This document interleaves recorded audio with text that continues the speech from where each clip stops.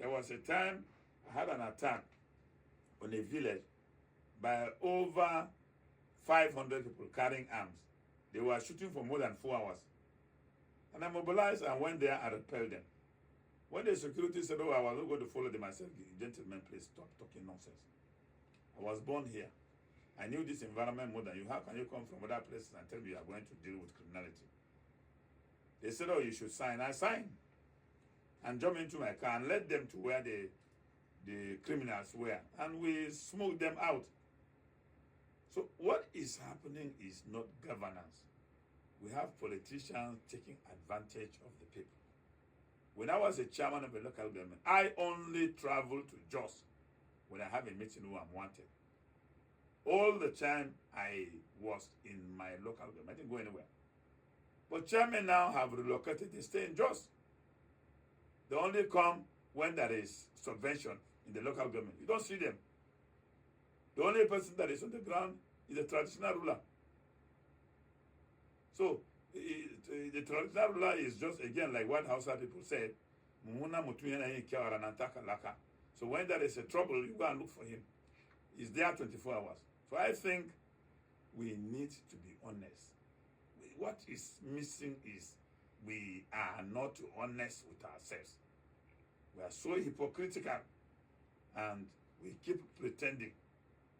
So if you want us to address the problem, the traditional ruler has more security intelligence network, more than even the chairman. There is nothing that will happen in a remote village that the Emir will not know. He will even know before police. Because police are not everywhere. But in every settlement, there is a traditional ruler there. And once anything happens, we will call the Emir and tell him. So why do you send the person who has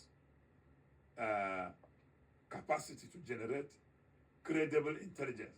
You shove him aside. Then you are funding a political system, which is more or less like your campaign machine. Because you are interested in elections, not governance. We must get these things right. We must love our people. We must be very honest with our religions, whether Islam or Christianity. It should not be used as a vehicle to cause a confusion. Oh, Anna Kasha Muslim. Oh, Anna Kasha Christian. That's all what we know in Plateau. So we have not been able to tell the truth of what is happening. But both Christians and Muslims are killing themselves. They are killing one another. But they want to make it look like, oh, they are the victims all the time. So we never carry. All right, thank you so much. Now let's try to see how we can address this. Now, what will be your words to the political leaders in trying to see that this menace is arrested once and for all? The political leadership in Nigeria are not interested in protecting Nigerians. They're not. If they are interested, insecurity will end within the maximum is 1 week or 2 weeks. I've just given you an example where I was a chairman of my local government. I didn't tell you that, oh, I had somebody say it. I was presiding as a chairman. And I dealt with every insecurity.